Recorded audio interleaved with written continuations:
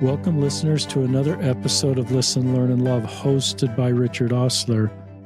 We record these in my home, and it's early November, and I fired up the fire for the first time. There's a little fire sits behind me. I had to find the pilot light and get it to work, and I'm not sure I'm ready for another winter, but the fire feels really good.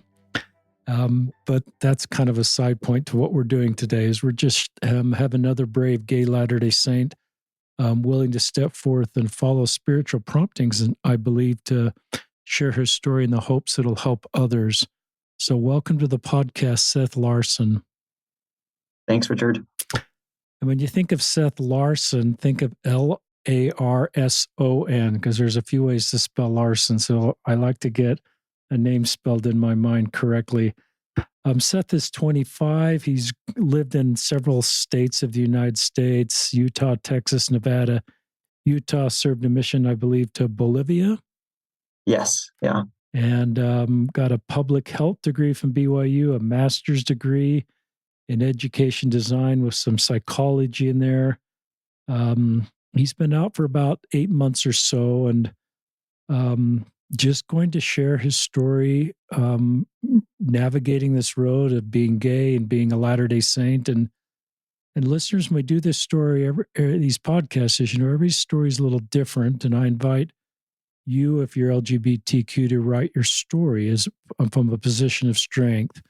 But often it feels really helpful to hear other stories, especially younger closeted listeners that aren't really out to anybody, that might be putting your earbuds on at night and just hearing somebody like Seth's story. In our prayer, we said a prayer is this: Seth's story will help you if you're LGBTQ, if you're an ally, you're a local leader, and just a better love and support. So it's really brave when someone messaged me like Seth did and said, I think I'd like to share my story, and I'm honored to have this platform, but it's brave people like Seth that step forward. So with that, I'm going to turn it over to you, Seth, to share your story. Thank you so much. I have loved this podcast for years, and I've really enjoyed hearing people share their life stories with all of the ups and all of the downs. But today I just want to share one story from my life, and that is the story of how I went from a 100% faithful, determined to be celibate person to who I am now, where I actively date men.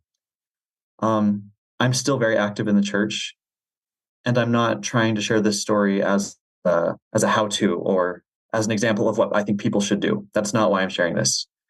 I'm sharing this because at the end of the story, I learned something really important about God. And more than anything, that is what inspired me to maybe share this here. So, for some very quick context, I did grow up in the church, extremely active. My parents are extremely active. I served my mission in Bolivia. I came out to my parents when I was 17, and they were extremely kind and supportive and wonderful. I went to BYU, I graduated, and during my time at BYU, I was really focused on this idea that I could marry a woman and make it work and build my eternal family and have everything that I felt like the church offered. So this story just begins after my second breakup. I had dated 2 different girls who were both absolutely wonderful. When you think chosen generation, or when you think a virtuous woman, you are thinking about my ex-girlfriends. They are beautiful, kind, creative women. So when I couldn't make it work with either of them, I began to doubt if I would ever make it work with a woman, because they were so wonderful. But especially after that second breakup, I began to really examine my life and my choices. And at this point, I feel like I had really bought in to the church, in the sense that I was extremely active. I taught at the MTC for several years. I taught Institute. I always had at least 2 callings in every ward that I was in. I attended the temple weekly. I was a temple worker. I read the scriptures for 30 minutes a day. I just feel like I had done so many things, all the things that I was told were considered good and righteous and holy. And they did give me a sense of fulfillment in life. I greatly enjoyed being very active. But actually, the other night, I was reading in my journal and I just found some other quotes from this time of my life that I thought were really interesting. Um, and these quotes from my journal, I'm not trying to make myself seem like I was really sad at this time because I wasn't. I was very active. But I had thoughts like this and I considered this very normal. And I just assumed that everyone who was as active as I was also feeling the same way that I was. I wrote things like, every time I leave a social gathering or a party, I feel so empty. Or all of my problems are my fault. I'm the worst. And once I become a better person, these problems will go away. Or I feel really overwhelmed when people show me a lot of love and not in a good way. Um, or I think my favorite, there's a feeling of longing that is ever present that I cannot explain, and it's always there. So these are just feelings that I had, and I just assumed were normal, um, that accompanied this extremely active lifestyle that I had. But again, after my second breakup, I began to think really hard about how I was living. And I had two interactions with two different friends that I thought were really interesting and really helped me, maybe not helped, but they changed my paradigm a little bit. The first one, I had a friend to whom I was out, um, who asked me, Seth, why don't you just date men? And I explained to him, I'm a member of this church and that is against the commandments. And God gives us commandments so that we can be happy. So he wouldn't tell me how to live my life unless it would make me happy. And my friend kind of looked at me and said, then why are you not happy? And I was really surprised that he would say that. And he said it very sincerely. He wasn't trying to be mean. But I was taken aback, but I kind of realized that he was right, that I wasn't very happy. I was very busy. I was very active, but I was not very happy. And then later, I was talking to another friend to whom I also came out. And my friend said, oh, Seth, I've always known that you were gay since I met you in our first freshman ward at BYU. And I said, how? How did you know? And my friend said, there's an air of loneliness that follows you around. And I have learned to peg that as a characteristic of a gay member of the church. So both of these experiences of outsiders looking at me and saying, from what we see, you're not happy and you are lonely. Again, I began to reconsider a few things. And this kind of takes me into a very unhappy and dark time in my life when I was willing to face the big questions. I was willing to think maybe I will be alone forever. And maybe I don't want that. Maybe what I want is not what the church wants for me. Um, I began to really push back on a lot of teachings that I heard or talks. Instead of just accepting everything that I heard in church, I would push back and say, actually, I don't feel that way. Or I feel really anxious when people say things like that. And so I went back to my journal, and here are some thoughts from a little bit later in this journey. And I want to clarify that these things that I'm going to say, this is how I was feeling, and I'm aware that they are feelings. These are not facts. This is not exactly what was happening, but this is how I felt. I felt like my entire identity and my life were tied to the church. And so if I left the church in any way, I would lose who I was and I would lose my community and my friends. And that made church feel a lot more like a trap, like a prison, and less like a home. Um, I began to wonder if maybe my purpose in life was subpar to the purpose of everyone else. Everyone else around me, or so it seemed, their purpose in life was to form a family and to find meaning and success in parenthood and marriage and being leaders in the church. And I thought, well, I guess is my purpose not that? Do I have to find meaning somewhere else? Does that make me different than everyone? Am I telestial material? Was I never meant to be exalted? Just questions like that. Really heavy thoughts that I couldn't really get rid of. Um, at this time, I reached out to a lot of men that I had heard of or that I knew that were members of the church but were celibate, which is what I had planned to do because I couldn't make it work with girls. So I figured I would just have to live how they were living. And I asked them lots of questions and I expressed to them how I felt. And all of them said, I have that same question still. I still feel that way. And these were men that were 5 or 10 or 15 years older than me. And that made me feel like nothing's getting better. Nothing changes. I'm always going to feel this confused. I will go to the grave feeling as confused and angry as I do, which again, I understand it. It's a feeling.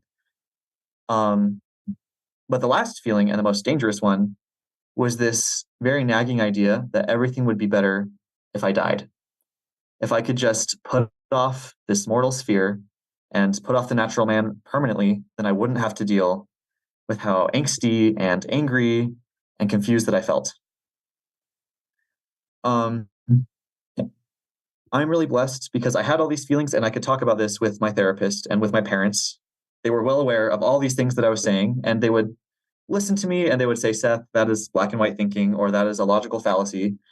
And were really supportive and really kind as I was expressing, I think I want to die, or I think nothing's going to get better. So I was very blessed to have that. Um, but even so, it got to a point where every single day I would have at least one thought of just how nice it would be to not be alive anymore. And that got really exhausting. And the worst part was these thoughts were twice as strong when I was at church or when I was at the temple. Um, so there's just a lot of conflict. I was, again, not in a great place. And for several months, my parents and my therapist said, Seth, I really think you should just go on a date with a boy. Just do it. Give yourself some agency, give yourself some grace, explore your feelings.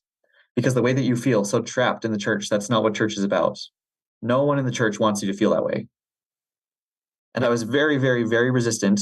But after about a year of every day thinking about killing myself, I figured it was time to try something new on top of the therapy and on top of everything I was doing.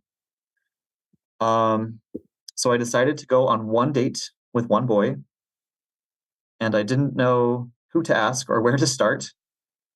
Um, but it almost felt like divine intervention because this man kind of fell into my life and he didn't know any of my friends. He had no connection to the rest of my life, so he wasn't going to go tattle on me.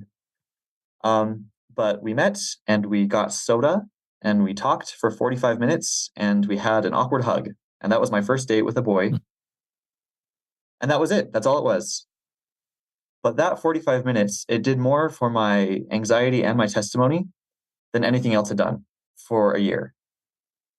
Because after the date, I took a self-evaluation and I realized I still believe in God. I still feel fine taking the sacrament this week. And I was really able to separate what my conviction was, what my testimony was, and then what my anxiety around this issue was. And I worked through that anxiety. I realized that so much of my feelings around the church were fear-based and not faith-based. And going on this date really helped me get to that point and start sorting through my feelings and better understand what is my testimony and what am I anxious about. And that was so good for me. And that helped me so much that I decided that maybe 2 dates could also help me. If just one date did that much for me, then maybe 2 could do even more.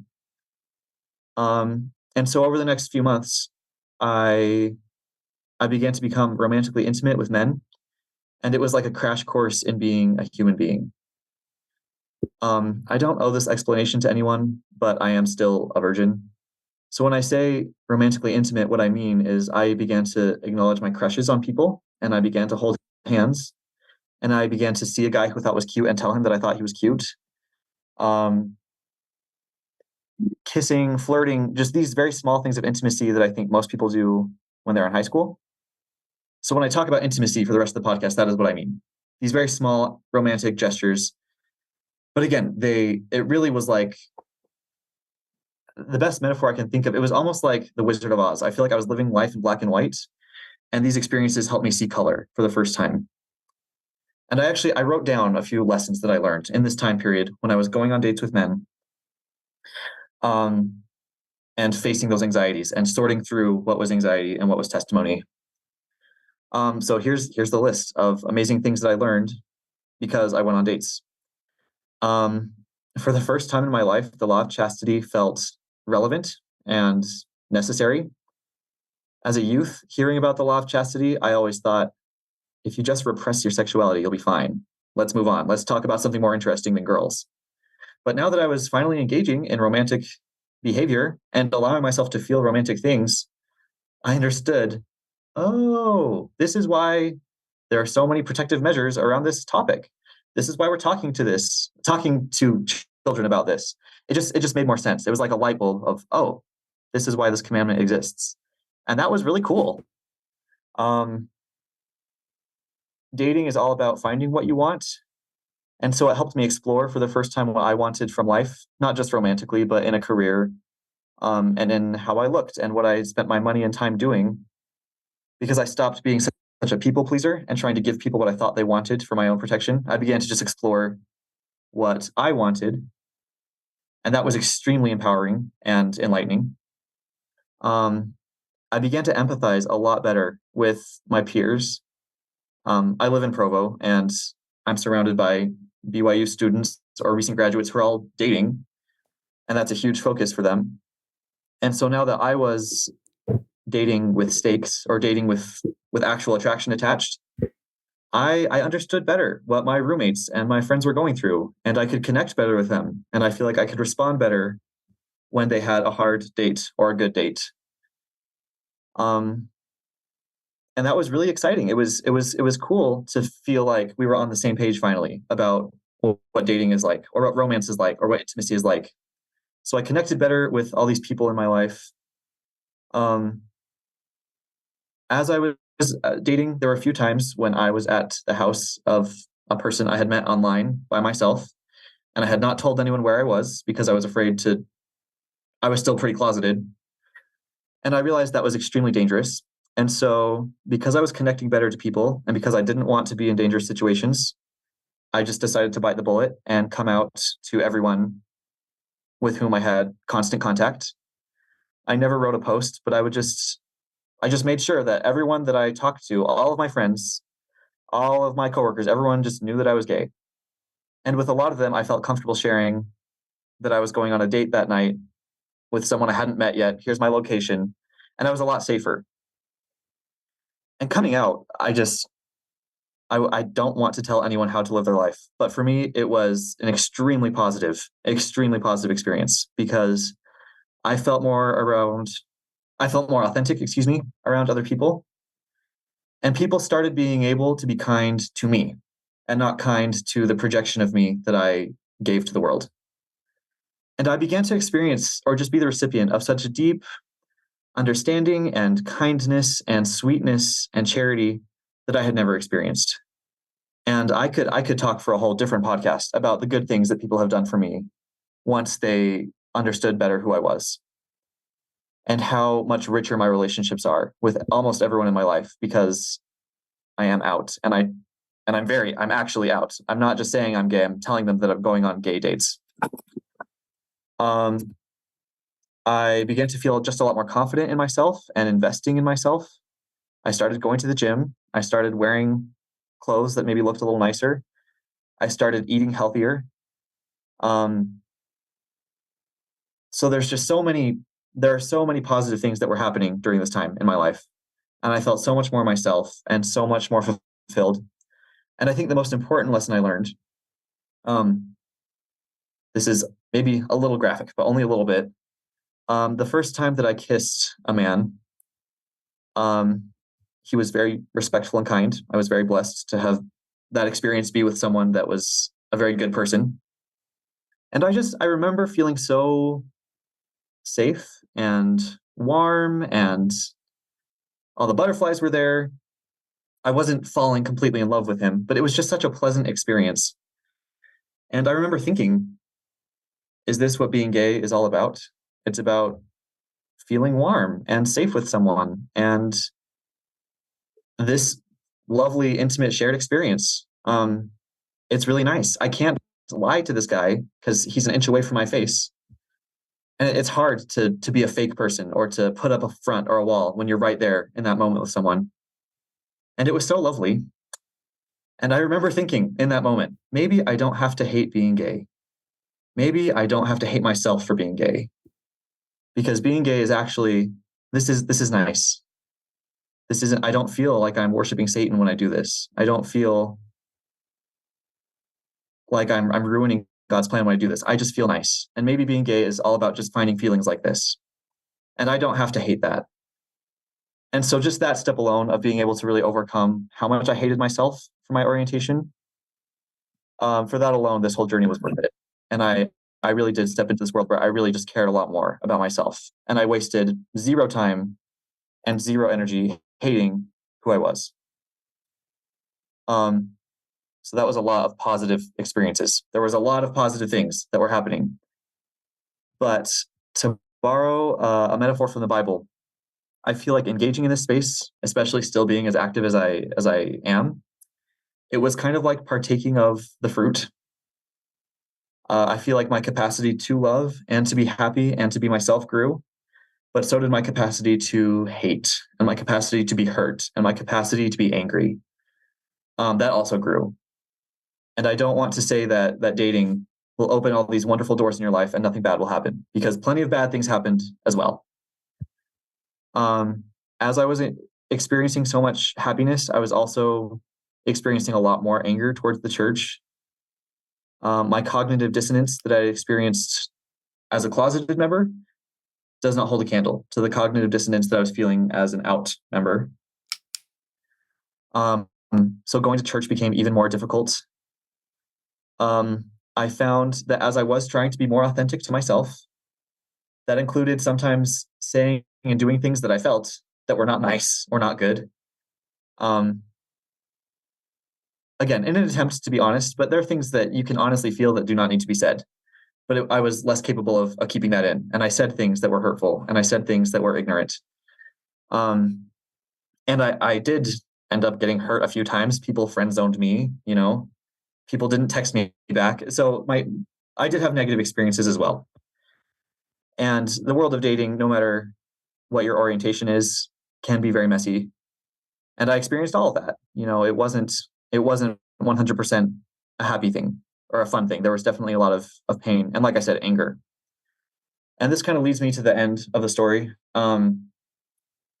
After a few months of just feeling so miserable in church and just feeling so much dissonance in my life, dissonance between the happiness and the connection and the authenticity that I was feeling when I dated, with also my conviction and my testimony and the things that I was being told at church, that dissonance grew really strong. And I began, well, I finally decided, I thought, that I was going to leave the church. I decided, I hate being this angry. I hate spending Sundays being so upset and so confused. So I think the best choice is just to leave the church. And I didn't want to do so immediately, but I made a plan. I wrote it out. And I said, starting now, I'm not going to go to any more firesides or institute classes. I'm not going to go to the second hour of church anymore. And I'm not going to participate in any choirs. I love singing, and I participate in a lot of spiritual church-directed or church-funded choirs. And I said, no more. I'm going to stop those things, and then slowly I'll stop going to the first hour of church. Slowly I'll stop paying my tithing, et cetera, until I have blissfully faded away from the church. So that was my plan. And to borrow from another biblical metaphor, I kind of felt like the journey of the church, it's kind of like walking on water towards Christ. Everyone's on the water. We're all walking towards him. There's winds and waves for everyone. And we're all just in the church walking towards Christ, trying to come unto him. And I felt like at this point, I was so tired of these winds and these waves. And maybe the light of Christ was growing so faint that I was okay with just sinking. I didn't want to take anyone with me. I still wanted to cheer on people who wanted to stay in the church, but I was okay with just sinking down and not making the effort anymore, because for me, it had become a source of just a lot of pain. So that was my plan. And that was my mental image, this idea, I'm just going to sink in the water and float away peacefully, and hopefully no one comes after me. And the very next day, so this is the end of the story, the very next day after I made this plan, I got a text message from my friend, Diana. And she said, hey, Seth, we are putting on a production of The Lamb of God, which is, it's kind of like a musical almost, but there's a choir and there are soloist singers, and they all just sing about the last week of the life of Christ. And it's very beautiful. And so Diana texted me and said, hey, we're doing this production. Auditions are over, actually. We already had auditions. They're already closed. but I know you, and I know that you like singing, and I know your voice, and I really want you to be one of the solo singers," which was deeply flattering to me. I was so flattered, and the opportunity was really cool to solo with an orchestra and with a choir in this production. But this was right after I had just wrote a list that included no more choirs because I'm trying to slowly leave the church. So she texted me that, and I looked at their cast list of everyone else who had been cast in this show, the other soloists. And a quick review on social media showed me that these other soloists were very, very gifted people. They were voice teachers. They had toured the country singing. These were people who were starring in musicals, people who had music brands. So all very extremely gifted people. And I'm not trying to self-deprecate when I say that's not me. I like singing, but I'm not that good. I'm not a voice teacher. I'm not trained. Music is not my career. So it was just really strange to me that she would reach out to me of all people when the rest of the cast were these, again, very gifted, trained singers. So it was just very strange. And I was kind of looking at the text thinking, this is a little odd that the day after I say I don't want to do a choir, I get the chance of a lifetime to solo when I know for a fact that I do not deserve it. Like this is not based on merit. And as I was sitting there and thinking about this, um, again, I had the mental image of walking on the water and sinking in the water. And I feel like this text was almost like the hand of Christ coming and grabbing me by the shirt and pulling me up and saying, I'm not I'm not letting you go that easily. I don't want you to leave. I want you to be here. I want you to feel the Spirit somehow. I want you to engage in Christian behavior. I want you here. I don't want to let you go. And that impression, that feeling of such deep love, um, it was not only the deepest love I feel like I felt, but also the most unexpected, because this is the day after I had decided to leave the church. And this is what I learned about God from that experience. My entire time in the church, which is my entire life, these 25 years, I've always considered, or I've always just believed that choice can only cause joy if you choose exactly what God wants you to, or exactly what you're supposed to do. That is the only way to do joy, is to do exactly what you're supposed to do. And then Christ can only work in your life if you turn to face him. Once you turn to face Christ, and once you're humble, and once you turn around, he will help you. But until you get to that point, if you've turned around, or if you're walking away from the church or walking away from Christ, he can't help you. And this experience really threw both of those thoughts out the window and showed me that choosing how to live your life is a wonderful and beautiful thing. No matter how or what you choose, the power that we have to choose will cause joy. Whether or not we choose exactly what we're supposed to, there is so much joy in choosing. And simultaneously, Christ is not waiting for you to turn around. He is working for you no matter what you're doing. I feel like in the story of the prodigal son, we think about how the father came and ran to meet the prodigal son after the prodigal son had returned in that direction. But I feel like I was getting that hug from Christ when I was still in the pigsty. I was still out there. I hadn't turned around, I wasn't humbling myself. And just realizing that Christ has the power to do that and the grace to do that, and that his love really is that extreme, that he is creating opportunities for you to come back, and he is creating connection with you no matter where you are in your journey. You don't have to be turned to him. He is always, always, always there, always fighting for you. Maybe I knew that in my head, but learning that through this experience and feeling that love has made everything worth it. And I don't regret a single choice that I've made up until now, because I learned that. And I had that moment with Christ where I felt like it didn't matter where I was or what I was doing, because his love was there and his effort to save me was there. Um, and since then, I asked, maybe what's the point of obeying Christ if he's always going to love me? If he's always going to be there, which I know he will, then why obey? Why read the scriptures? Why go to church?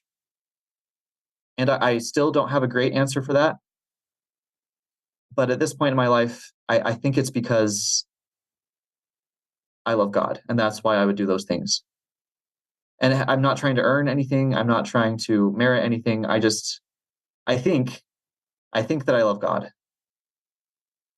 And I say think because my testimony is still very, very shaken.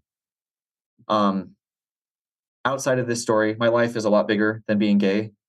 And there are lots of other places in my life where I feel like I have witnessed suffering that is impossible to reconcile, or I've seen things happen that really have shaken my testimony of the church and honestly of God's existence. There are lots of things that are still shaking me.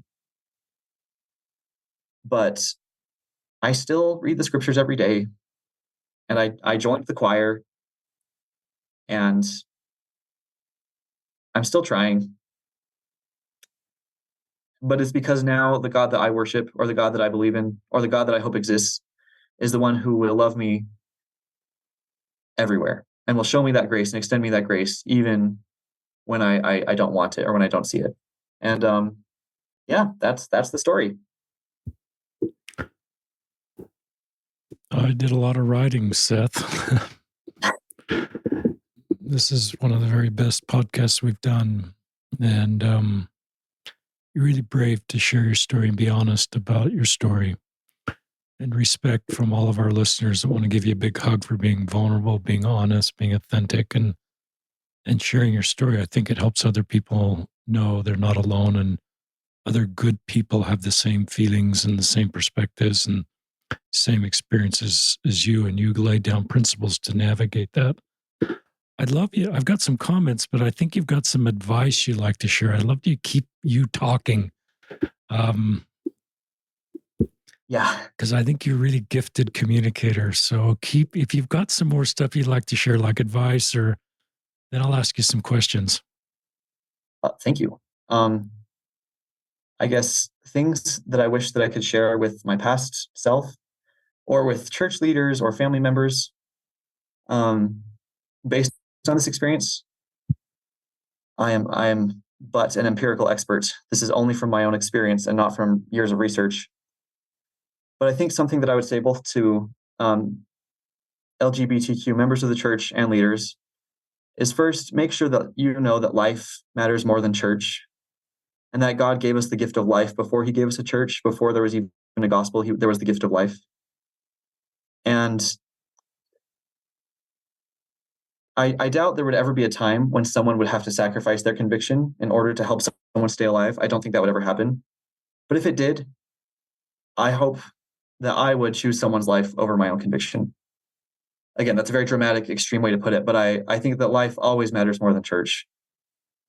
And that there are so many lives living right now of people who don't have the church, who don't have the gospel, because the world is huge.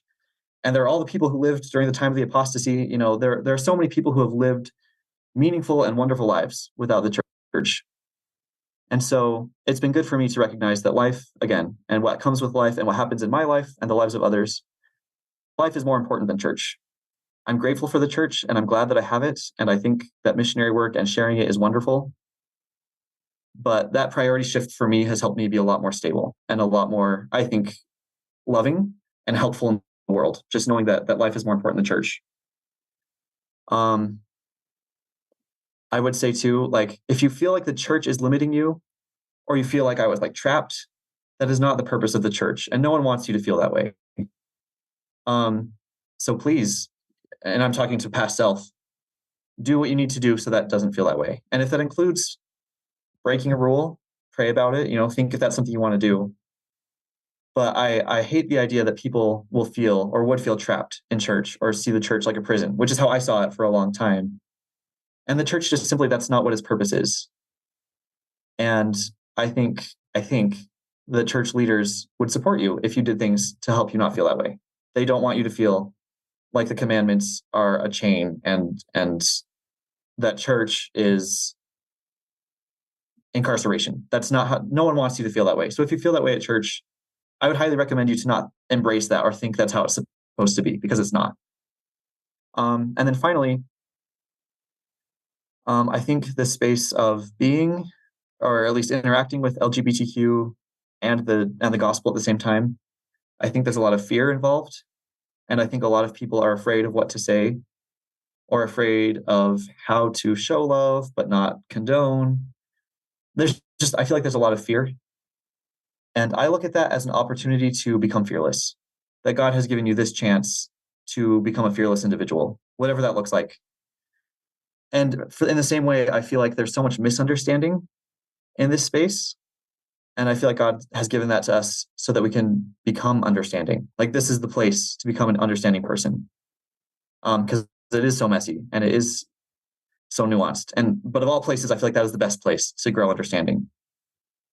And I feel like again, in this space of being a member of the church and being queer, a lot of people are afraid of how much love or support to show. And this is the place to show all the love and all the support. It excites me, this idea that we have such a morally gray issue where you can learn what radical grace feels like in you. And you can show more mercy than maybe you've ever felt like you've needed to show in the past. And that's really exciting. And so instead of like, if you feel afraid or at all of this space, I would just come running in because there's so much to learn. And I really feel like it's a great place for people to come and grow. And that attitude of this is an exciting place to grow is a lot healthier than this is a scary place that I don't want to deal with. So those are maybe just some things that I would tell my past self to think or to feel. And hopefully, I don't know if past self would have listened, but at least I got there now. So you're a gifted communicator, gifted teacher. You understand the gospel. I can see, more why you've been so involved in church service and so many lives are better because of your service.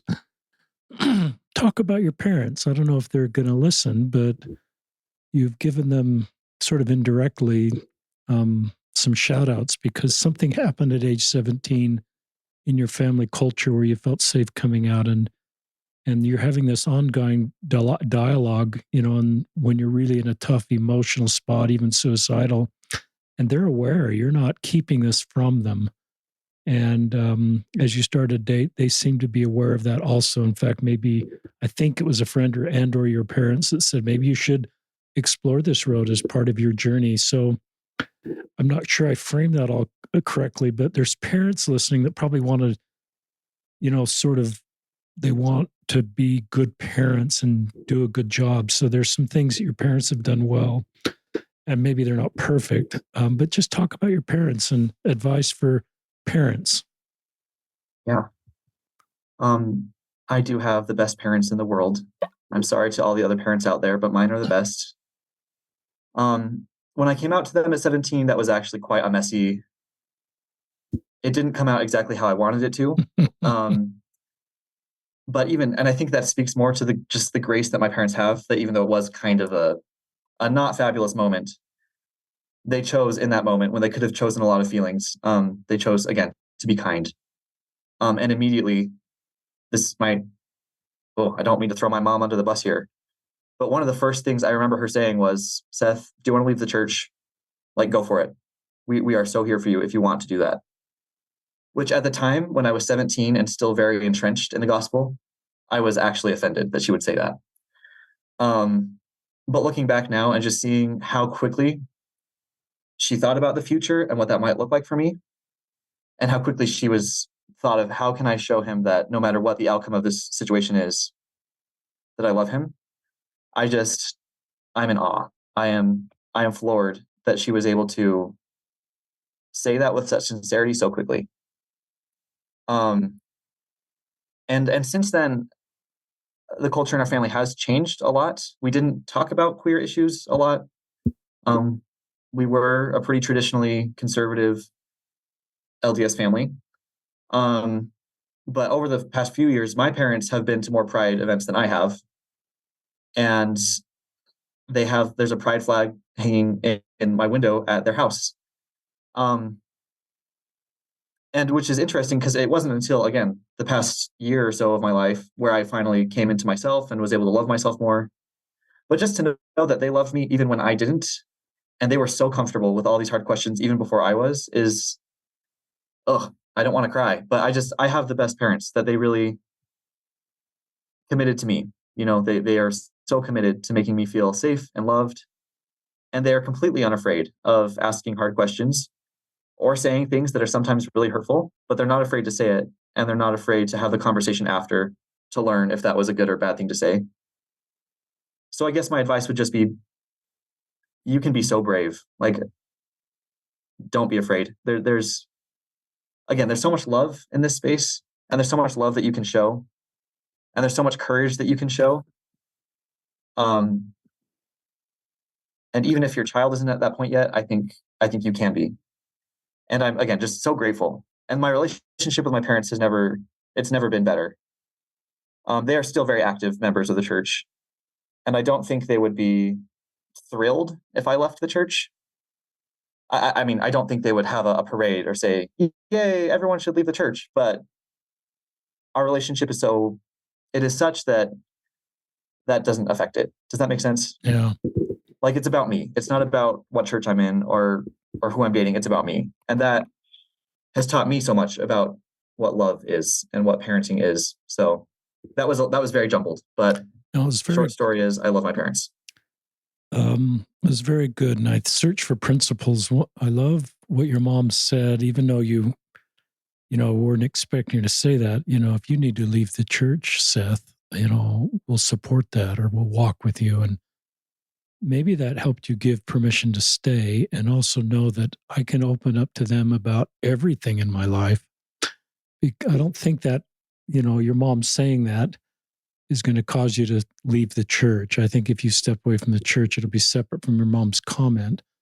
But I do think as a parent, when we say to her, I think it puts in the back of your mind that my mom and dad are safe and they can handle the realities of my life. And as you're dating men, it sounds like you're open to your parents about that, and even recognizing, because you're pretty self-aware, that I can't be in situations where no one knows where I am, and so I've got to be out and tell people I'm on a date with the boy.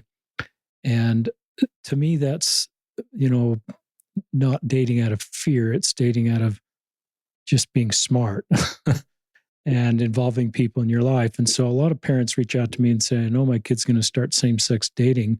I'm really worried about that because you're right. You didn't have the high school experience. You took me back to my first awkward hug with Jane at Brighton night skiing, and it was really awkward. But I was 16. And so, you're kind of going through all this in your 20s, and you're very kind of self-aware of this new space. But I love your advice to others that may feel this is their path also, is do it responsibility, do it with intention, and involve people you love in your life. And so I think as parents, I think you've got to talk to your kids about the reality of their dating and say, I'm a safe place. If you get in a situation where however you define that, please, I can handle that situation. Talk to me about that. It's not about your sexual orientation or anything at this point. It's just about, I love you as my kiddo and I want to keep you safe and I want to be there in your best moments and the ones that are the most difficult. So I think that's just good parenting. And I love that you've been to a therapist.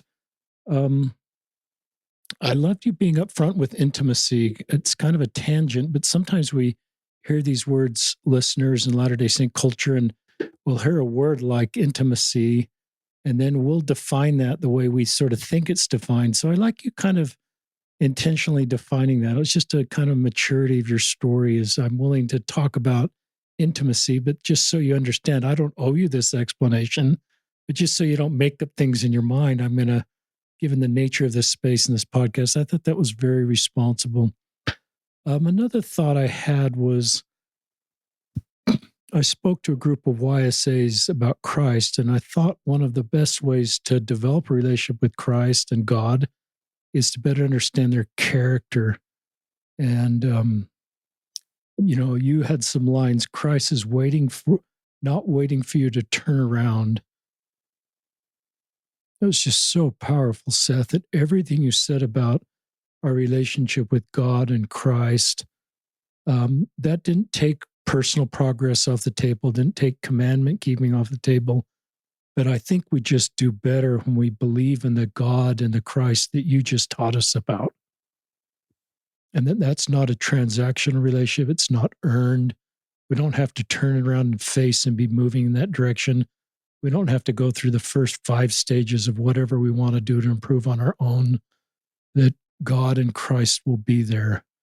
That is so powerful, and I believe it's so accurate, and they are waiting for us. Do you want to comment any more on that? Just the idea that God and Christ are there, and because you talk about that not theoretically, you talk about it from personal experience. That was really powerful. Thank you. I think the only other thing I would add, my favorite title of Christ is Redeemer, because he can redeem any situation that you're in. And so no matter what choice you make or where you end up in life, because of his atonement and because of his power, he can redeem that. He can take wherever you are and turn that into something good, which I think really eliminates the fear. This fear of, oh no, what if I mess up? What if I fall out of grace? What if, what if? There's so much fear and anxiety that can happen. But when you recognize that Christ can redeem you from literally any situation, I think you can just start making a lot more choices based on faith and confidence, and less choices based on what you're afraid will happen. Yeah, that's very helpful, and that skills to all listeners, including me. So thank you for that. How did you feel about when you came out? Your friend said, "Well, I always knew you were gay because you're lonely." Some people don't like it; minimizes sort of like you've known all along, and some people are. Everybody's gonna have a little different feeling. Talk more about how you felt when one of your friends said, "I always knew you were gay." Um, it's happened a few times, and usually it is not a positive experience. I don't love that response. Why? I think in one scenario, which is not the one I talked about earlier, it was someone who was pretty close to me, and he said, "Yeah, I kind of figured." And then I thought, then why have you said homophobic things in the past, or why have you never tried to extend any sort of olive branch? Or I was just a little hurt. And then when other people who don't know me very deeply have said that, sometimes it's just, I think it hurts my pride a little bit, because as a closeted person, I took a lot of pride in being able to mask my emotions and act in contrary to how I felt. So hearing people say, "Oh, I always knew it," I mean, that hurt my pride a little bit. I thought maybe I'm not as good a liar as I think I am. Um, but in the case where I did talk about, where my friend said there was a sense of loneliness that I have learned to attribute to gay members of the church, I actually really appreciated that comment.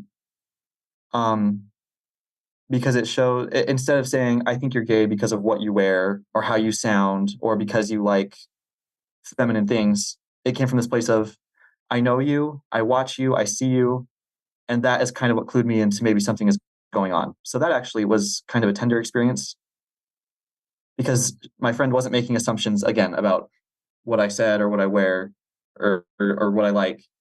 It showed a level of understanding that I was really surprised by. I don't know if that really Yeah. In answers your question. fact, that was a terrific answer. Um, but I love your friend that approached from a position of empathy because he cared for you, and he was intuitive enough to recognize you were lonely. And there's probably some straight lonely people, so I'd push a little bit back on that. Yes, yeah, There's probably sorry, some yeah. straight people listening that, hey, I'm a little lonely too. It's not easy being single and straight and unmarried for decades in our church, but I do agree, and I like that that was coming from a position of love, and I care about you, and I recognize that being lonely is a hard thing, and now that you're talking about this part of you, we can kind of walk on this road together. You use the term subpar. That's my purpose as a Latter Day Saint is subpar because I'm gay.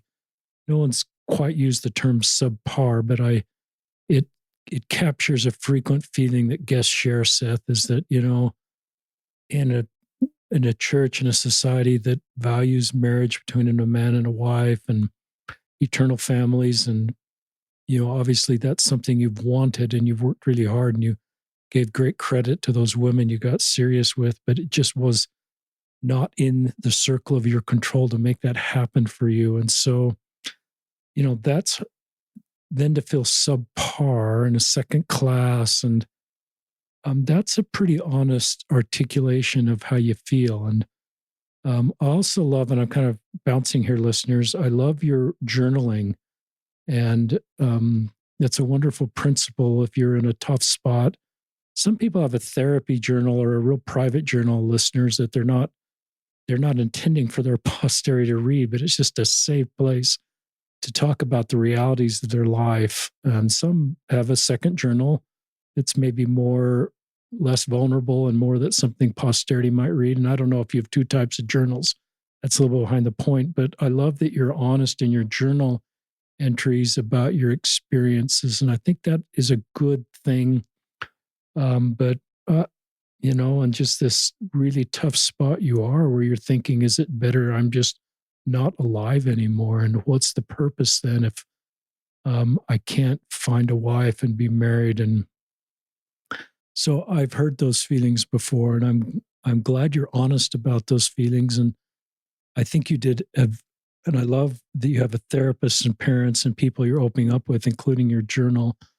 But then I love that you felt like, and maybe that was the advice of others, but I think at the end of the day, you had to make the decision, am I going to date men? And am I going to open my life up to that possibility? And my earlier self listeners would say, well, that's step one to leaving the church, Seth. You shouldn't even do step one. Why even go down that road? My older self says, I'm not Seth, my older self would say, you've got, you have to just, you have to live your life and you have to decide your path, and I will walk with you. And often it brings clarity on a path. And part of that clarity was your desire to stay in the church. But I look at your, listeners, I look at your experience dating men and the feelings you felt, and just recognize this is your sexual orientation lining up with, how you feel, and all the blessings of straight couples as you describe all those feelings you're feeling are the exact things that straight couples are feeling. And so I recognize the complexity you walk where, 25-year-old BYU student who's straight has all, it doesn't, in this paradox, he can, have all those feelings and fully participate in the church, and you have to, and that's where sometimes people get angry and frustrated. And I just validate all the anger and frustration and the paradox and the unfairness of the road you walk. And because the fruit of what you felt was good, that your experience, and it wasn't like I felt bad and I clearly knew that this was bad fruit. This felt good to me. And I've heard so many of those stories like that, as I just honor how you feel. And I just validate the complexity of the road you're on and want to do everything I can in my circle and control to improve your experience. Talk more about why church and temple would be triggering for you. I can sort of guess how you're going to answer that, but you talked about, I went to church and it was my most triggering day, and going to the temple was triggering for me. And even though you have a testimony of the church at the time, and I sense still do, that was triggering. Talk more about that. I think, and again, especially if we rewind a year or two when I was feeling that way before I started dating, I think a lot of what was difficult for me to hear is that people would say things over the pulpit or in Sunday school that really validated my self-destructive behaviors. And let me speak a little more to that. I think there came a point where I feel like reading the scriptures, for me, it was me very desperately just clinging, looking for anything, any sort of consolation. And that space of desperation was very uncomfortable, and I didn't like it. And then I would go to church and hear about how important it is to read the scriptures. And it was really easy for me to connect, like, oh, the church wants me to feel desperate.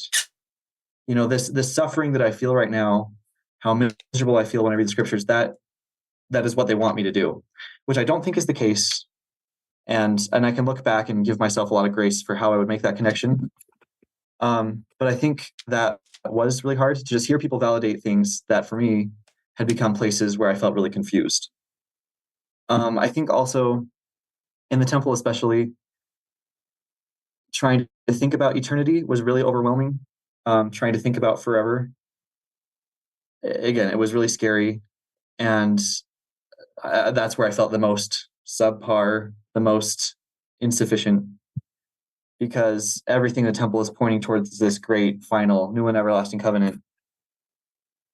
And every time I went, I was reminded more and more of not only do I not think that's possible, but I don't even know if I want that. Like, I don't know if I want, even in the next life, to be married to a woman. And again, those are questions that no one can answer. But having to think about that every time I was in the temple for the hour and a half that it takes to be in a session, it was really, really draining. And it also, I'll be honest, this idea of like, I, I can be celestial if I stop everything now.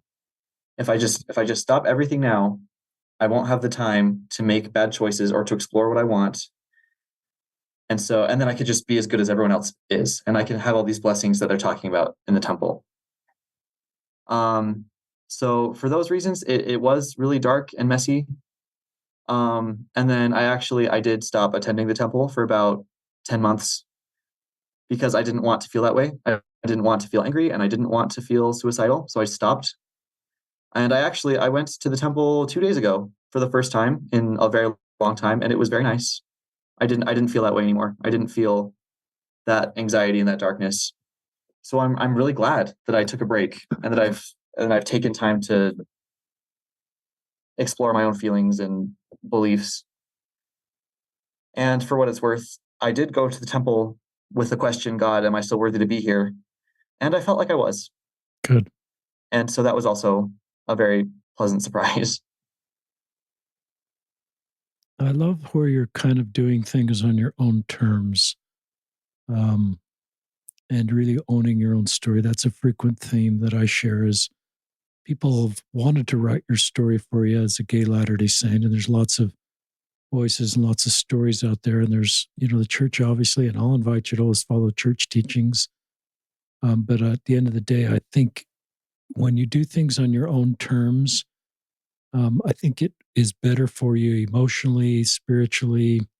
You really feel like, so this decision to come back to the temple versus sort of out of duty, you didn't say duty, I'm putting words in your mouth, but just because that's what we do as Latter-day Saints, and you've come back on your own terms, I'm using those words you didn't use after a period of time, maybe that feels better to you. And maybe this period of deconstruction, you didn't use that term, I'm using that term reconstruction for Seth Larson, what is right for Seth, and what is my relationship with the church, God, Christ, dating men, the temple, and what is my best path forward, and really owning that.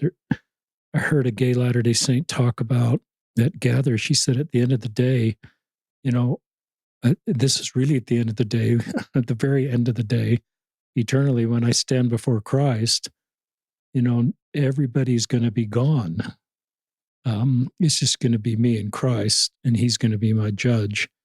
And so I think she said, I want to stand there feeling like I lived my life the way I, at the end of the day, felt was the right way to live my life. And I think there's power in that. There's power in your story, and that is our doctrine. And of course, we want to create an environment where people stay in church and feel welcome. And I think we have to be mature enough just to let people write their own story and get personal revelation for their story and say, we'll just walk with you and you love you. And we're going to leave this all at Jesus's feet. But I also recognize the paradox you're in is if you want to spend your life and use these words, I wrote down warm and safe with someone. That's a pretty, the God I believe in wants people to feel warm and safe with somebody. My relationship with my wife, it's over 30 years now, it feels warm and safe. She broke her arm and I help her get dressed in the morning. And it's this tender moment where we're just sharing our 60s together, knowing that we're going to be spending the next 20 years taking care of each other as we get older. And our we're going to have bruises and we're going to have to address each other at some point in our life. And I want to feel warm and safe with her. And so I recognize our marriage is just, it's a beautiful love story. And I love having her life, but I recognize that you're feeling some of those same feelings that I felt when I met my wife at BYU. And so you understand this, Seth, and I'm probably talking too much, but I just, uh, men are that they might have joy, and we are. I don't want to just say, well, this will all work out in the next life, Seth. You just need to, be alone in this life. I would just say you've got to figure out how to live your life, and I'll walk with you. And I think you're doing a terrific job of doing that. The other thing I'd say is, I think you're doing this when you're your personal best. And so I talk about that on the podcast a lot is if you're going to hit these forks in the road, listeners, and often it's kind of at your age where, you've got to figure out my future. I'm not going to go on a mission. I've done that. So now my friends are getting married and I've really tried to date women. So you've got to figure out, am I going to be celibate? I'm in a mixed orientation marriage, or am I going to be in a same sex relationship? But I think if you're going to hit those forks in the road, listeners, I think you've got to do it when you're your personal best. And that's when your relationship with God is the best, when you're your personal best, when you've got friends around you who know you are and can walk with you and you can share them with them about the realities of your life. So I think you're doing this at the right time in your life, Seth, because I think you are your personal best. And I think you're even seeing you want to become a better Seth Larson because of some of the experiences you're feeling. So I've just talked for about 5 or 10 minutes. Anything you want to come back to that I said that's not quite, doesn't quite right with you? Or I want this to be your story versus me projecting thoughts into your story. You are also a very eloquent person. I think I would just, again, I think it's interesting that the creation myth of Christianity is founded in paradox, not just of our church, but of every church. This idea that you do have to partake of the fruit to go forward. And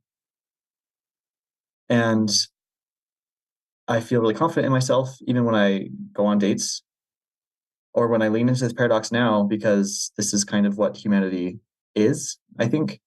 And I find Christ more in paradox than I do in linear thinking. So I think we all have chances to partake of the fruit, whatever that looks like for everyone in their life, and discover something new and to learn and to grow. So I think I used to hate the paradox of my life, but now I think it's actually quite fascinating, really interesting.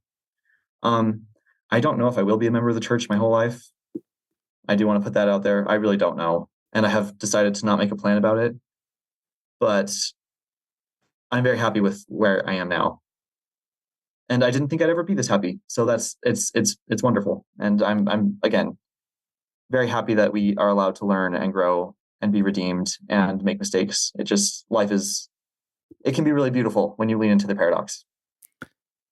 I think it's fine for you to be open about your future. Not sure you'll be a member of the church. I would just say, I'm not your priest leader, your parent, or I'm just meeting you. But I'd say I trust you, and you're a bright, thoughtful guy, and I just trust you to make good decisions in your life. And I think you'll be okay. Talk about if there's church leaders listening, local church leaders, or people that just, I want to make the experience for the Seth Larsons that may be in my ward or my seminary class that are closeted, not closeted. I'm going to have to teach church doctrine and church policy, but what can I do to just help, queer members, closeted or uncloseted, feel more belonging? Any thoughts on that? Yeah.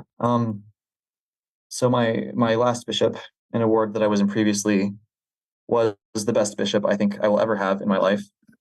But I was pretty open with him as well about what I was doing with my life. I did have a meeting with him the week after my first date. I was very open with him. And I think what he said that made the biggest difference in my life was, Seth, I would rather have 1% of you be here than 0% of you be here. And he's like, and I will do whatever it takes to get as much of you as I can in the church, which I interpreted as, and we talked about it, I'm not trying to put words in his mouth, but this idea that it was like, Seth, if church is uncomfortable for you and you stop coming, that's okay. I still want you to be a member of this board somehow, and the same bishop, I've heard from other people. We had other people in the ward who were really triggered by sacrament meeting for other reasons than mine. And my bishop offered those people, he said, if sacrament meeting really makes you that triggered, I would love to take the sacrament to you every week. Wow. You can stay home. I don't want you to feel that way. And we'll still bring you the sacrament because I know that you have a testimony, but I also know that this can be really difficult. And I'd rather you take the sacrament than not. So that attitude I had never encountered before in church leadership. I'm sure lots of my bishops feel that way, but this bishop was very explicit and very kind by showing, again, he wanted us to participate in as much of the church as we felt we could. And again, I think he is just the greatest example of what a Christ-like leader looks like. And I love him very dearly. Wow, that was, I'm reminded of a prior podcast guest from maybe 5 or 6 years ago who said, I told my bishop that I'd kissed my boyfriend. He just looked away in disgust. And he says, that's the last time I ever came in a church. And I don't know if I don't know if at that point you'd kissed a boyfriend or a boy, but I love the way that after your first date, you went and talked to your bishop and he was just walking with you on your road and he was a safe person. But then this story of your bishop being aware enough that church could be triggering for some people and not trying to dismiss that for some people and say, well, just get with the program or what's the big deal or you're being too sensitive. But he didn't go there. He said, I will take the sacrament to you. That is a really thoughtful priesthood leader. And that I want even 1% of you, Seth, to be here. And this non-binary, either with us or you're against us, you're either all in or you're all out. That's so thoughtful and so, I think, spiritually mature. And and the principles of that story, I think, can scale to what can we do in our circle of influence to be gatherers, not sifters. Everything you talked about, that bishop is gathering. I talk a lot about, listeners, the gathering of Israel is, people in Bolivia that you help find Christ. And you, a gay Latter-day Saint, are Israel, Seth. And we need to do everything we can to gather you. And right now, we can do much better in that space because a lot of the content you feel makes you, I'm putting words in your mouth, makes you feel like you don't belong or you're not needed or you're second class, you're subpar. And that's not how I think God feels about you, as you know. You use the word natural man. And I thought a lot about that when I wrote my first book, listeners, that, well, Seth, this is just you being the natural man. And I've tried to, I feel like feelings aren't the natural man. So straight feelings or gay feelings, listeners, I don't think that's the natural man. That's just how God created his children. And some are the majority that are straight and some are gender minorities or sexual minorities. But no one should look in the mirror and think those feelings are the natural man or, displeasing to God. This isn't like church doctrine. This is just, my feelings about this space. No one should look in the mirror and think how they're created or how they feel is displeasing to God. Or I don't think that creates shame, and shame separates from the love of God and makes us feel that who we are is displeasing to God. And so you didn't use the natural man in sort of those terms, but I think some would say, well, just feeling this way is the natural man, and you need to get over the natural man. And I would say, no, this is just who you are. And that is not just like a straight person your age. Both of those are equal in the sight of God. So that's just the way I frame that up. Anything else that comes to your mind you'd like to share, Seth? I think so. Thank you, but yeah, no. Thank you for being on the podcast. One of my feelings sometimes, my young queer Latter-day Saint friends sometimes are some of those spiritually mature, well-thought people because they've just had to work so hard at personal revelation, understanding the character of Christ.